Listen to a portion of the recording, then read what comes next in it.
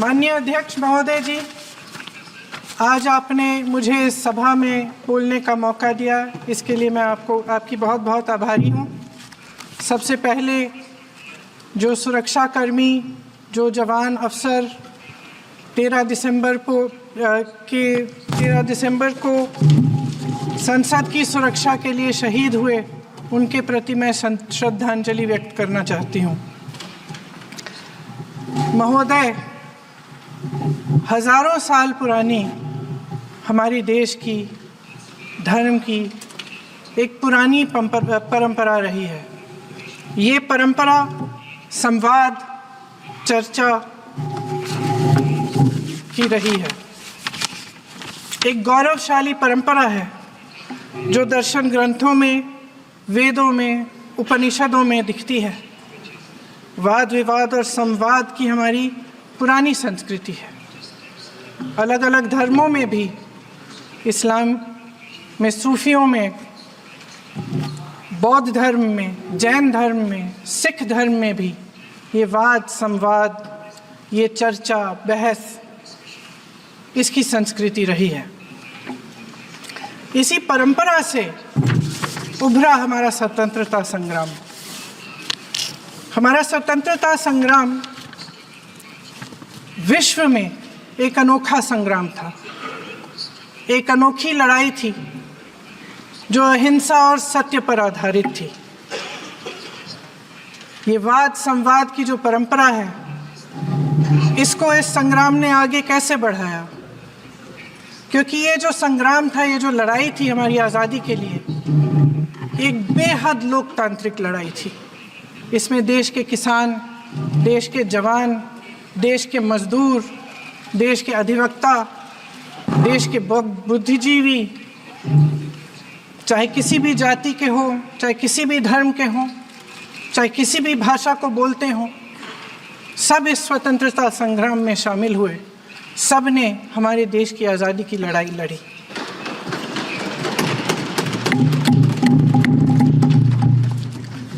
और उसी आज़ादी की लड़ाई से एक आवाज़ उभरी जो हमारी देश की आवाज़ थी।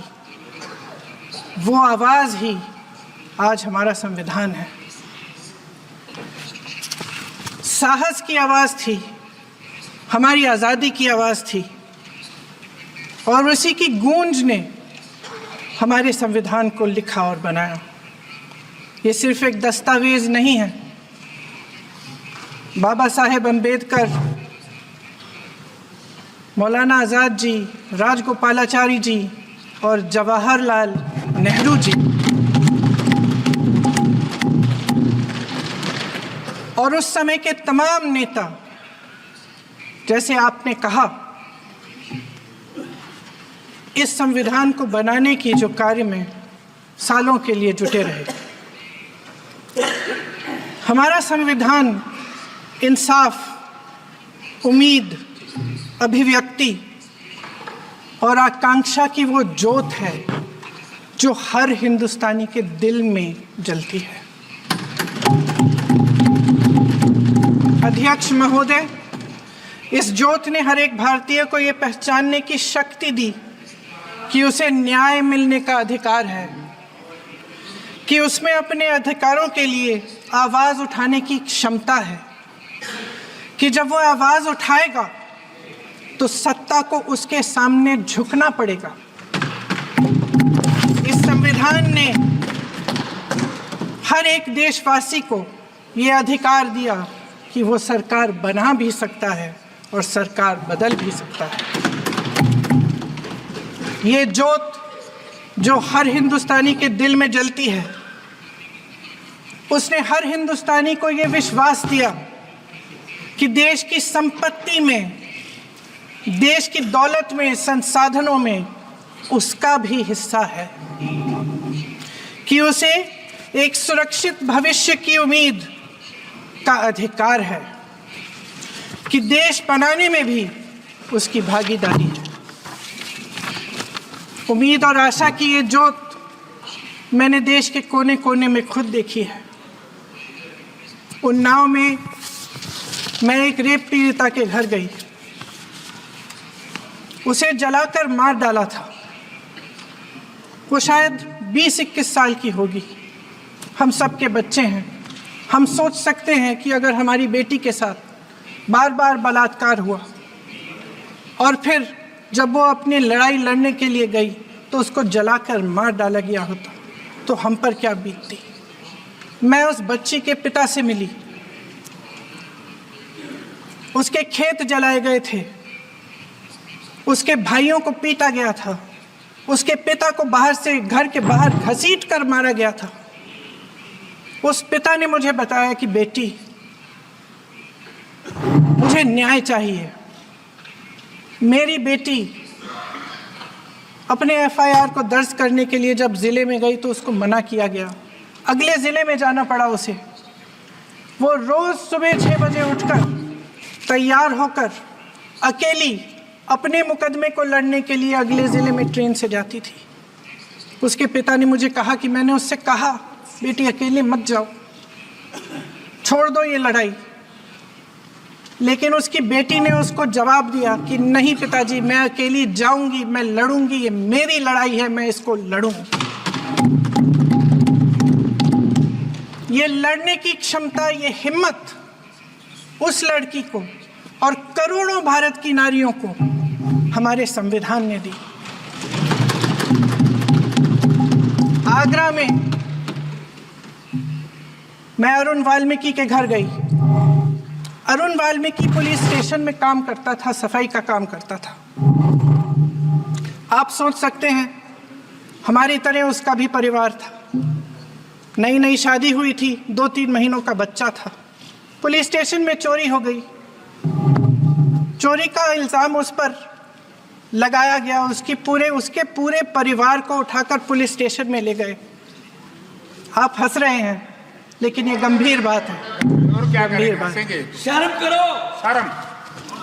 अरुण वाल्मीकि को पीट पीट के मार डाला, उसकी बीवी को पीटा, उसके पिता के नाखून निकाले, उसके पूरे परिवार को पीटा गया। जब मैं उस जवान महिला से मिलने गई जो अभी अभी विधवा हुई थी, तो उसने मुझे कहा कि दीदी, हमें सिर्फ एक चीज़ चाहिए, हमें न्याय चाहिए और हम इस न्याय के लिए लड़ते रहेंगे, चाहे कुछ भी हो जाए। ये हिम्मत उस महिला को हमारे संविधान ने दी।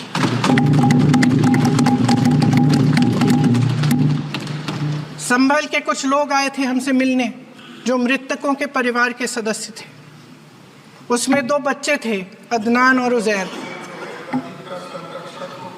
आप सुनिए, उसमें 2 बच्चे थे, अदनान और उज़ैर। एक बच्चा मेरे बच्चे की उम्र का है, दूसरा उससे छोटा 17 साल का है। दर्जी के बेटे थे। दर्जी का एक ही सपना था कि वो अपने बेटों को पढ़ाएगा, लिखाएगा। एक बेटा डॉक्टर बनेगा, एक बेटा भी सफल होगा दूसरा बेटा भी अपने जीवन में सफल होगा। उनके पिताजी हर रोज़ उनको स्कूल छोड़ते थे। उस दिन भी स्कूल छोड़ने के बाद अपनी दुकान में चले गए। उन्हें पता नहीं था कि विवाद हो रहा है। उन्होंने भीड़ देखी, घर आने की कोशिश की तो पुलिस ने गोली से मार डाला। वो 17 साल का बच्चा अदनान मुझसे कहता है, वो 17 साल का बच्चा अदनान मुझसे कहता है कि मैं बड़ा होकर डॉक्टर बन के दिखाऊंगा, मैं अपने पिता का सपना साकार करूंगा। ये सपना, ये आशा उसके दिल में हमारे संविधान ने डाली।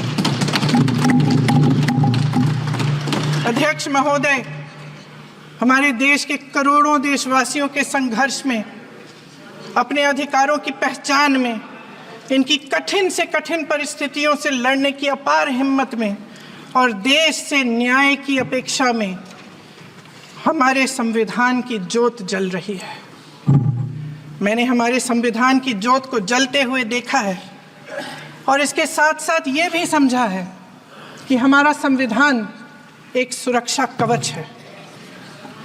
एक ऐसा सुरक्षा कवच है जो देशवासियों को सुरक्षित रखता है, न्याय का कवच है, एकता का कवच है और अभिव्यक्ति की आज़ादी का कवच है। दुख की बात यह है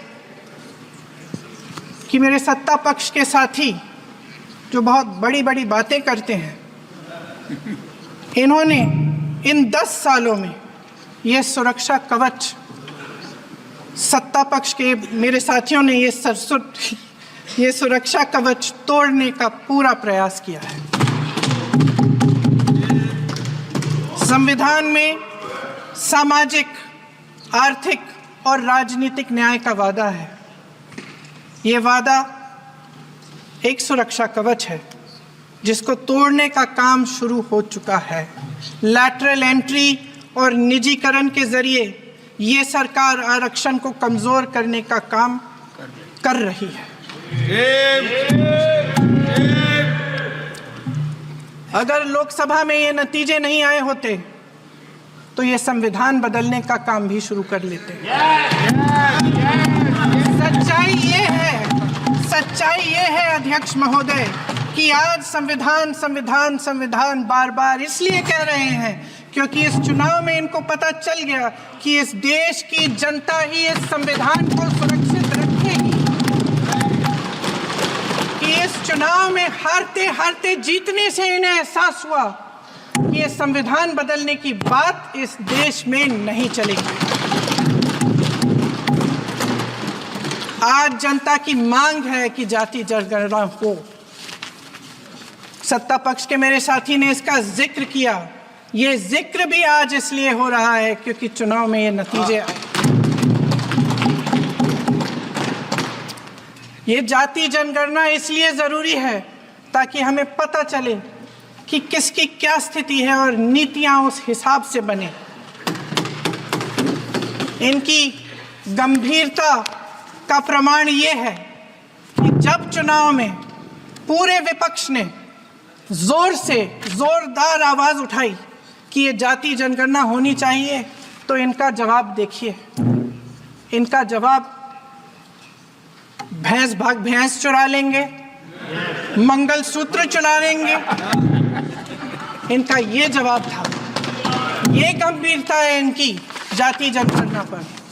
महोदय, हमारे संविधान ने आर्थिक न्याय की नींव डाली, किसानों, गरीबों और को जमीन बांटी, भूमि सुधार किया, जिसका नाम लेने से कभी कभी आप झिझकते हैं और कभी कभी उनका नाम धड़ाधड़ इस्तेमाल किया जाता है अपने आप को बचाने के लिए।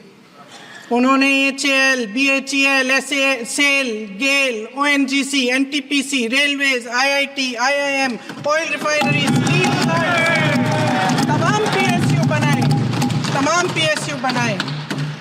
अध्यक्ष महोदय, उनका नाम पुस्तकों से मिटाया जा सकता है, उनका नाम भाषणों से मिटाया जा सकता है, लेकिन जो उनकी भूमिका रही इस देश की आज़ादी के लिए और इस देश के निर्माण के लिए, वो इस देश में से कभी मिटाया नहीं जा सकता।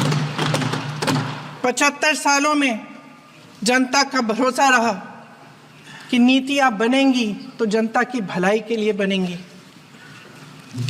जल जंगल जमीन का अधिकार मिला आदिवासी भाई बहनों को। इंदिरा जी ने बैंकों का राष्ट्रीयकरण करवाया, खदानों का राष्ट्रीयकरण कराया। कांग्रेस और यूपीए की सरकारों में शिक्षा का, भोजन का अधिकार मिला। 75 सालों में जनता का भरोसा मिला। पहले संसद चलती थी तो जनता की उम्मीद होती थी कि सरकार महंगाई और बेरोजगारी पर चर्चा करेगी, कोई उपाय निकालेगी, कोई रास्ता निकालेगी। लोग मानते थे कि अगर कोई नई आर्थिक नीति बनेगी तो देश की अर्थव्यवस्था को मजबूत बनाने के लिए बनेगी, तो भारतीय बाजार को मजबूत बनाने के लिए बनेगी, उनके भविष्य को मजबूत बनाने के लिए बनेगी। किसान और आदिवासी भाई बहन भरोसा करते थे कि यदि ज़मीन के कानून में संशोधन होगा तो उन्हीं की भलाई के लिए होगा। आप नारी शक्ति की बात करते हैं। आज चुनाव की वजह से शायद इतनी बातचीत हो रही है नारी शक्ति के बारे में, क्योंकि हमारे संविधान ने महिलाओं को ये अधिकार दिया, उनकी शक्ति को परिवर्तित किया वोट में, और आज आपको पहचानना पड़ रहा है कि महिलाओं के बिना, कि नारी शक्ति के बिना ये सरकारें नहीं बन सकती हैं। इसीलिए आज आप नारी शक्ति की बातें दोहरा रहे हैं। जो आप नारी शक्ति का अधिनियम लाए हैं उसको लागू क्यों नहीं करते? वो 10 साल बाद लागू क्यों होगा? क्या आज की नारी 10 साल इंतजार करेगी उसके लागू करने के लिए? क्या बात है, क्या बात है।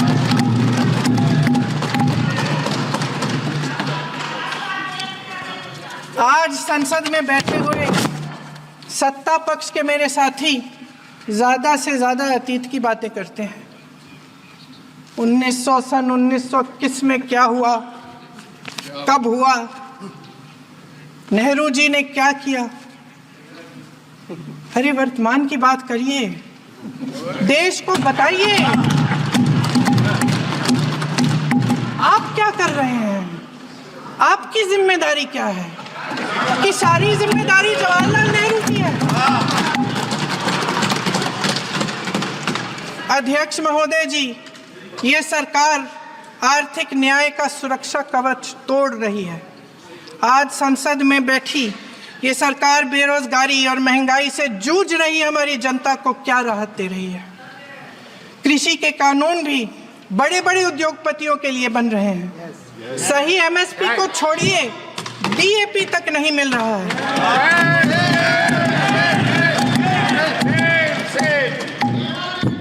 वायनाड से लेकर ललितपुर तक इस देश का किसान रो रहा है। आपदा आती है तो उसको कोई राहत नहीं मिलती। भगवान भरोसे है आज इस देश का किसान, उसको छोड़ दिया गया है। आज हिमाचल में देखिए, जितने भी कानून बने हैं वो सब बड़े बड़े उद्योगपतियों के लिए बन रहे हैं। हिमाचल में जो सेब उगता था उसके जो छोटे छोटे किसान हैं वह रो रहे हैं, क्योंकि एक व्यक्ति के लिए सब कुछ बदला जा रहा है। सुनने की हिम्मत रखो। मैं अध्यक्ष महोदय जी,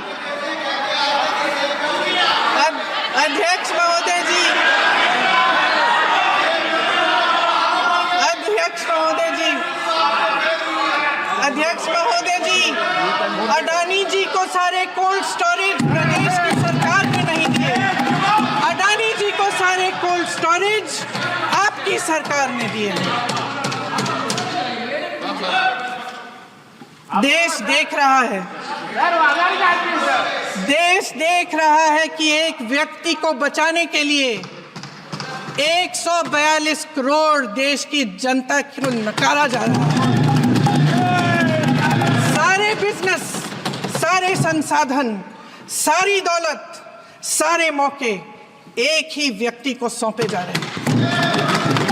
सारे बंदरगाह, एयरपोर्ट्स, सड़कें, रेलवे का काम, कारखाने, खदाने, सरकारी कंपनियां सिर्फ एक व्यक्ति को दी जा रही है। जनता के मन में हमेशा ये विश्वास होता था कि अगर कुछ नहीं है तो संविधान हमारी सुरक्षा करेगा, मगर आज आम लोगों के बीच ये धारणा बनती चली जा रही है कि सरकार सिर्फ अडानी जी के मुनाफे के लिए चल रही है। देश में बहुत तेजी से गैर बराबरी बढ़ रही है। जो गरीब है वो और गरीब हो रहा है, जो अमीर है वो और अमीर हो रहा है।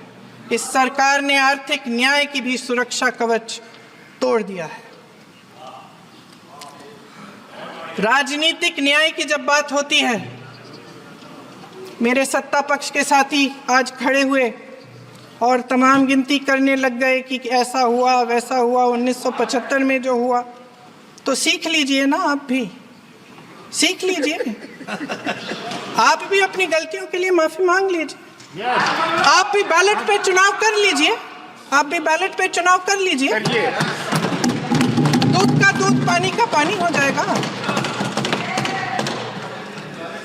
आप राजनीतिक न्याय की बात करते हैं, सरकारों को पैसों के बल पर गिरा देते हैं।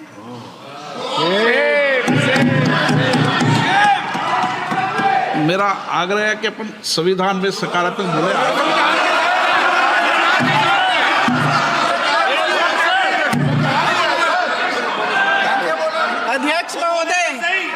अध्यक्ष महोदय, सत्ता पक्ष के हमारे साथी ने एक उदाहरण दिया उत्तर प्रदेश की सरकार का, तो मैं भी एक उदाहरण दे देती हूँ महाराष्ट्र की सरकार का। मैं भी एक उदाहरण दे देती हूँ हिमाचल की सरकार को तोड़ने की कोशिश किसने की, पैसों के बल पे की, गोवा की सरकार। तमाम उदाहरण है। राजस्थान की क्या ये सरकारें जनता ने नहीं चुनी थी? क्या संविधान इन पर लागू नहीं था?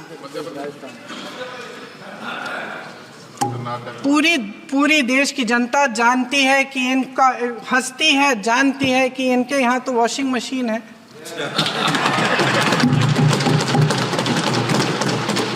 तो यहाँ से वहाँ जाता है, वो धुल जाता है।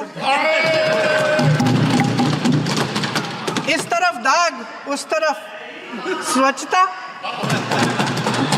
और मेरे कई ऐसे साथी हैं जो इस तरफ होते थे उस तरफ चले गए, मुझे दिख भी रहे हैं, वॉशिंग मशीन में शायद धुल गए हैं। अध्यक्ष महोदय, जहां भाईचारा और अपनापन होता था, जहां हमारे संविधान ने एकता का सुरक्षा कवच दिया था, वहां शक और घृणा के बीज बोए जा रहे हैं। एकता का सुरक्षा कवच तोड़ा जा रहा है। प्रधानमंत्री जी यहाँ सदन में संविधान की किताब को यूं माथे से लगाते हैं, लेकिन संभल में, हाथरस में, मणिपुर में जब न्याय की गुहार आती है, उठती है, तो उनके माथे पे शिकन तक नहीं आता।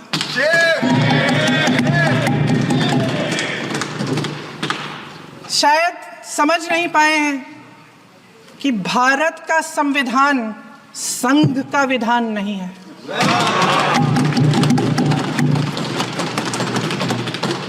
भारत के संविधान ने हमें एकता दी, हमें आपसी प्रेम दिया। उस मोहब्बत की दुकान जिस पर आपको हंसी आती है, उसके साथ करोड़ों देशवासी चले। करोड़ों देशवासियों के दिल में एक दूसरे के लिए प्रेम है, घृणा नहीं है।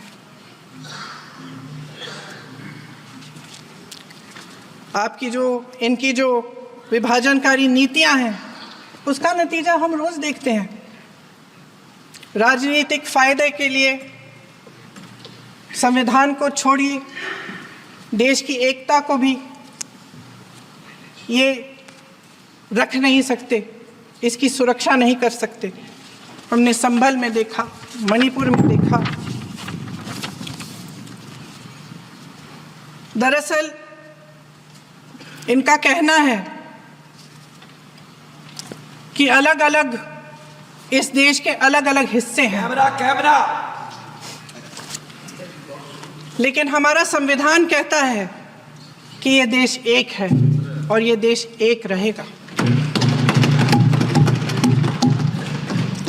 जहां खुला विवाद होता था, अभिव्यक्ति का सुरक्षा कवच होता था, इन्होंने भय का माहौल पैदा किया है।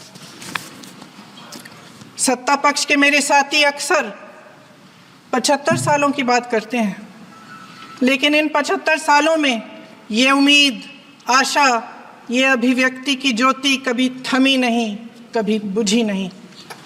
इस देश की जनता ने खुलकर आलोचना की, निडर होकर धरने किए, प्रदर्शन किए। जब जब जनता नाराज हुई, तब तब सत्ता को ललकारा, उसे चेतावनी दी, बड़े से बड़े नेताओं को कटघरे में खड़ा किया, उनसे जवाब मांगा, न्याय मांगा।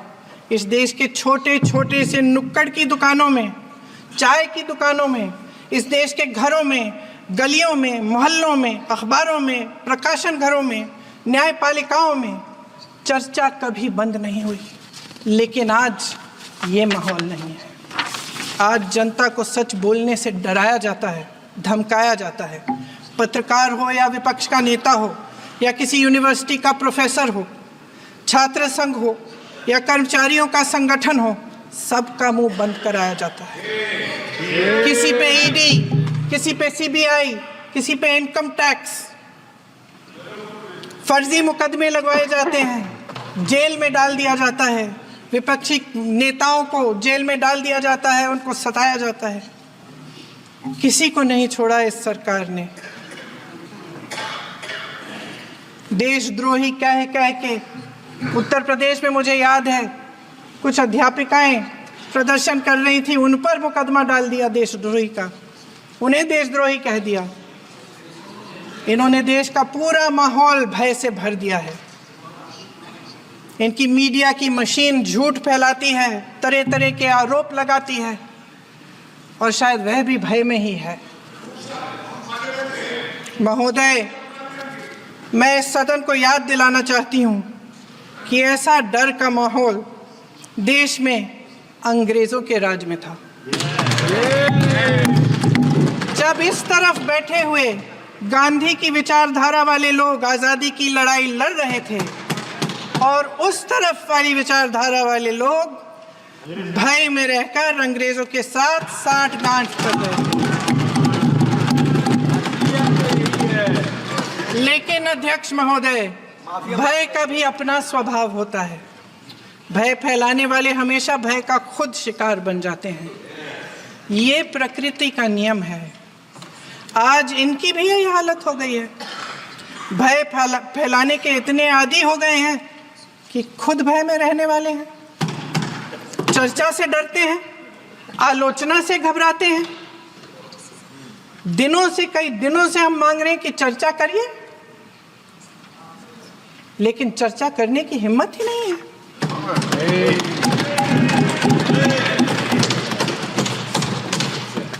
एक कहानी होती थी अध्यक्ष महोदय, शायद बचपन में आपने भी सुनी होगी। राजा भेष बदलकर बाजार में आलोचना सुनने जाता था। ये सुनने जाता था कि प्रजा मेरे बारे में क्या कह रही है, मैं सही रास्ते पे चल रहा हूँ कि नहीं।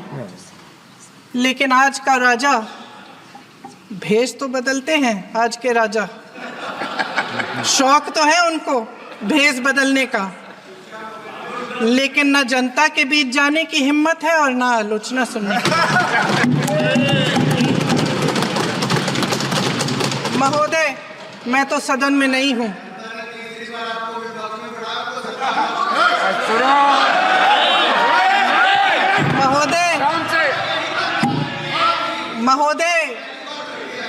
महोदय, जनता में बहुत विवेक है, ये सही है।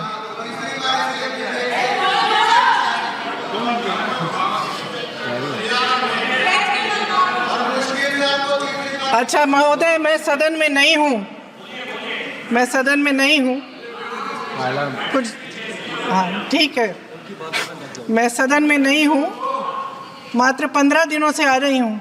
लेकिन मुझे ताज्जुब होता है कि इन 15 दिनों में इतनी बड़े इश्यूज हैं, इतनी बड़ी बातें हैं, प्रधानमंत्री जी मात्र एक दिन के लिए, शायद 10 मिनट के लिए दिखे हैं सब।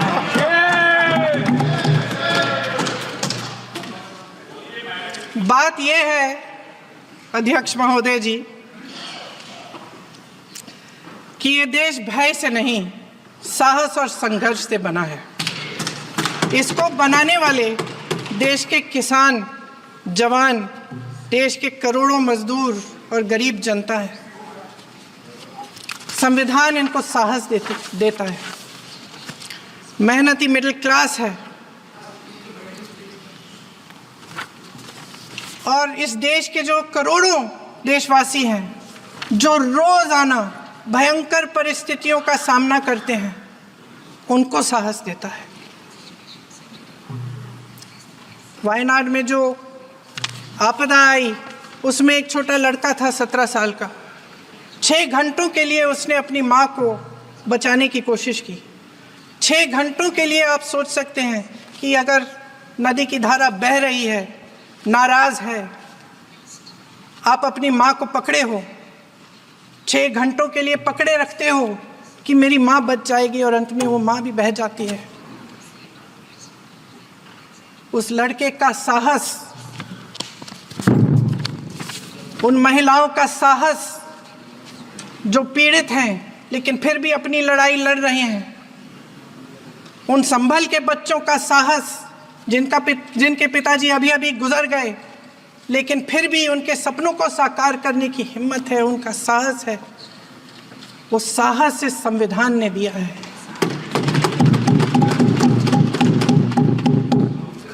वो आत्मविश्वास इस संविधान ने दिया है। ये देश भय से नहीं चल सकता, ये देश साहस से ही चलेगा। भय की भी सीमा होती है, और जब वो सीमा पार हो जाती है, जब किसी को इतना दबाया जाता है कि उसको लगने लगता है कि अब मेरे पास खोने के लिए कुछ नहीं है, तब उसमें एक ऐसी शक्ति पैदा होती है जिसके सामने कोई कायर खड़ा नहीं हो सकता। ये देश कायरों के हाथों में ज़्यादा देर तक कभी नहीं रहा है। ये देश उठेगा, ये देश लड़ेगा, सत्य मांगेगा, सत्यमेव जयते। जय हिंद।